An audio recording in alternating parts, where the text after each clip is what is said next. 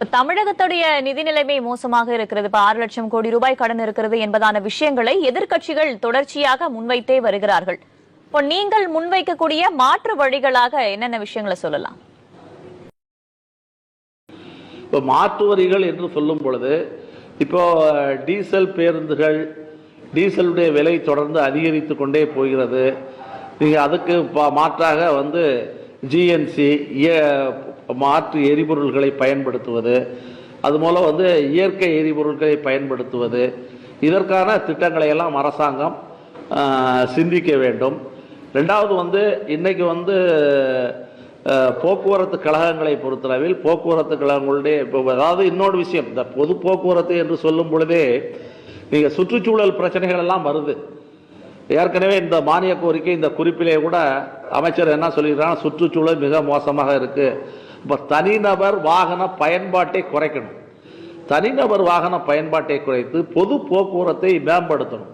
இது வெறும் வரவு செலவு சம்பந்தப்பட்ட பிரச்சனை அல்ல, இல்லாட்டி நிதிநிலை சம்பந்தப்பட்ட பிரச்சனையும் இல்லை. சுற்றுச்சூழல் பிரச்சனை இருக்குது, விபத்துக்கள் அதிகமாகுது, போக்குவரத்து நெருக்கடி அதிகமாகுது. இப்போ இதற்கெல்லாம் அரசாங்கம் ஏதாவது பணம் ஒதுக்கீடு என்பது செய்யணும்.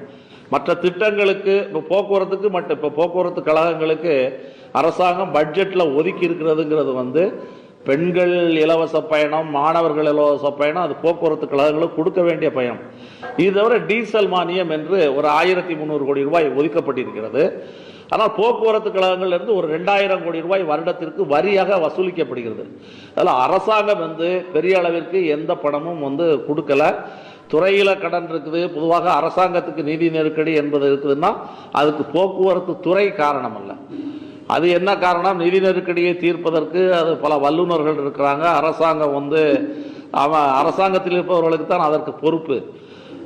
நான் போக்குவரத்தை பற்றி மட்டும்தான் பேசுறேன். இந்த துறையை மேம்படுத்துவதற்கான ஏற்பாடுகள், இது சம்பந்தப்பட்ட நிபுணர்களோடு கலந்தணும், மாற்று எரிபொருளுக்கு போகணும். பொது போக்குவரத்தை மேம்படுத்த வேண்டும் என்பதான கருத்துக்களை முன் வச்சிருந்தீங்க. தனிநபர் போக்குவரத்தை குறைக்கணும், பொது போக்குவரத்தை மேம்படுத்தணும் என்பதான விஷயத்தை, அதற்கான வசதிகள் இருக்கின்றனவா, அல்லது இன்னும் எத்தனை பேருந்துகள் அல்லது எவ்வளவு பேருந்துகள் தேவைப்படுகின்றன பொது போக்குவரத்தை ஊக்குவிப்பதற்கு? போதுமான பேருந்துகள் இயக்கப்படுகிறதா தற்போது தமிழகத்தில்? போதுமான பேருந்துகள் இயக்கப்படவில்லை. இப்ப உலக புள்ளி விவரங்கள் அடிப்படையில் எவ்வளவு பேருக்கு ஒரு பேருந்து தேவை என்ற அடிப்படையில் பார்த்தால் சென்னை நகரத்திலேயே 10,000 பேருந்துகள் விடணும். ஒட்டுமொத்தமாக இப்போ நம்ம உலகத்தில் நம்ம பேருந்தினுடைய கெப்பாசிட்டி டவுன் பஸ்ஸினுடைய கெப்பாசிட்டி ஒரு 80 பேர், 48 + 42 இதுதான் கெப்பாசிட்டி. ஆனால் தமிழ்நாட்டில் நம்ம சென்னை நகரத்தில் ஒரு நாளைக்கு பேருந்தில் பயணம் செய்பவர்களுடைய எண்ணிக்கை 1500 பேர். இது உலகத்திலேயே மிக அதிக எண்ணிக்கையிலானவங்க பயணம் செய்கிறாங்க. இப்படி தொங்கிக்கிட்டுலாம் போக முடியாது, கஷ்டப்பட்டு போக முடியாதுன்னு தான் டூ வீலரை பயன்படுத்துகிறாங்க, அதை பயன்படுத்துகிறாங்க, இதை பயன்படுத்துகிறாங்க. அதே போல் போக்குவரத்து கழக பேருந்துகள் தனியாக போகிறதுக்கு தனி லேன் விடுறது, பொது போக்குவரத்தில் போனால் தான் சீக்கிரமாக செய்ய முடியும், போக முடியும் என்ற நம்பிக்கையை ஏற்படுத்துவது, இது ஒரு நீண்டகால திட்டம். இது போக்குவரத்து இந்த மாதிரியான போகிறதுங்கிறது ஒரு நீண்டகால திட்டம், நாளைக்கே சாத்தியம்னு சொல்லலை.